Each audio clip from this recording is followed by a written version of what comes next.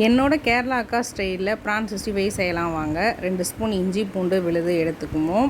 1 spoon கெட்டி தயிர், chicken 65 பொடி, Kashmir chilli powder 1/2 spoon, 1 spoon முழுசாக கார்ன்ஃப்ளவர் மாவு போட்டு நல்லா பிரட்டி எடுத்துக்குவோம். சிக்கன் 65 பொடியிலே உப்பு இருக்கனால நான் உப்பு சேர்க்கவே இல்லை.